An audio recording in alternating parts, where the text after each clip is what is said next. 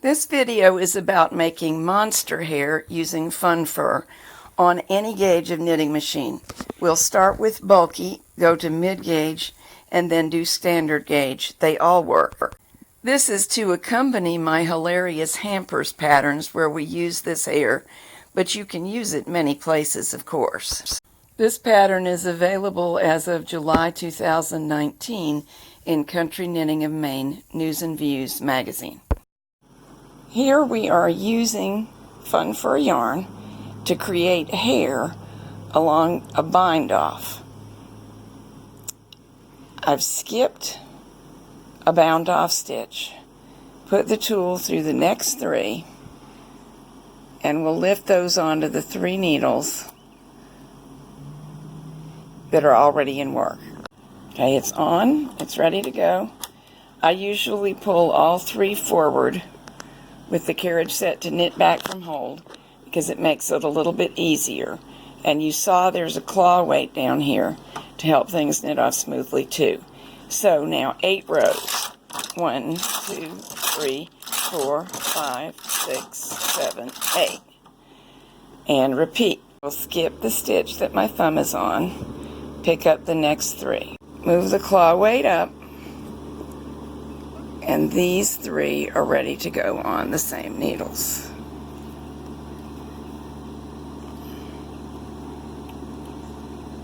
This here is the look we want. This here doesn't look good yet, and this is the difference. Gently plucking and picking with your fingertips, or you can use a wide tooth comb. It takes a minute, it doesn't come right out, but what we're doing is releasing the hairs that are caught in the knit stitches and fluffing them up to make the crazy looking hair. Here's the same process but on a mid-gauge machine. So we will use every other needle to do our hair and every other stitch. These are actually the bound off stitches, and just pick up one strand. It doesn't really matter which strand that was involved with the bind off or the stitch. Be consistent, but the hair is going to hide it. The 3 stitches are now hung on every other needle, and we knit 8 rows. What happened to me just then is that they didn't really want to knit off, and that will sometimes. You got an awfully lot going on here, 2 sets of stitches and fuzzy yarn. So set the lever so it'll knit back from hold, pull the needles into hold, and it'll go more easily. 1, 2, 3, 4, 5, 6, 7, 8. Now I'm using the machine here as extra fingers. We're not hanging like this, in order to show you how to find the next place to hang. Right here is the last stitch that was hung, and we want to hang every other stitch. So we'll skip this one and put the tool into the next one. Now you're looking at the back of the area we're going to hang. I've flipped it over, and again, the machine is just functioning as spare fingers, so I have enough to show you what's up. There's a stitch that we picked up and corresponds to this column of stitches on the tool, and it will be hung on a needle. Then a stitch corresponding to which nothing was picked up. Then one that was picked up, one that was not, one that was. And we will hang these and knit 8, and the following time when we go to pick up, we'll skip the following stitch and pick up this one, and this one. Now all the stitches are hung. Now 8 rows. 1, 2, 3, 4, 5, 6, 7, 8. And we'll pick up from this area.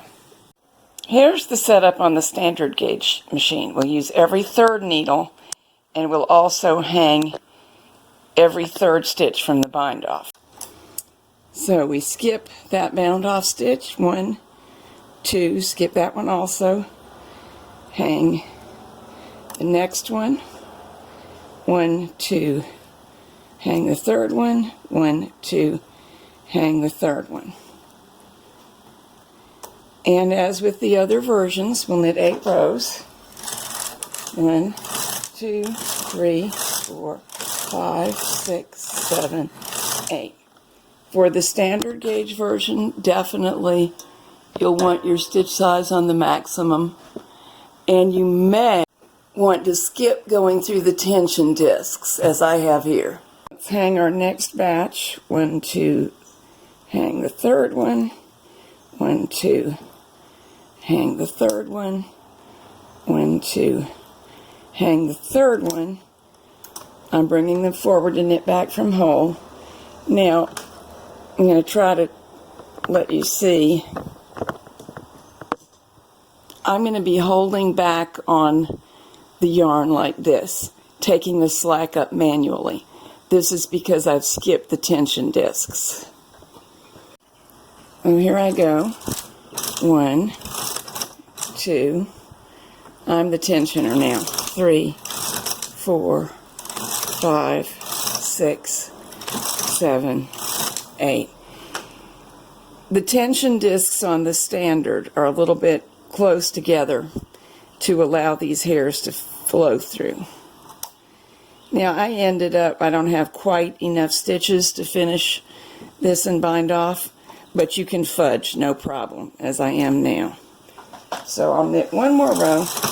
Anyway, the tension discs are a little bit tight, and sometimes the hairy yarn won't flow through very well. So you can just let it flow through your fingers to control. Make sure there's no slack at the end of the rows. For the little bit that we're doing here, it's really not a problem.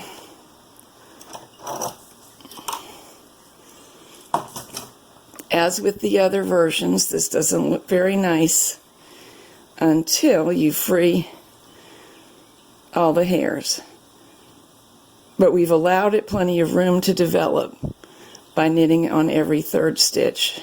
It'll still make great monster hair. There we go.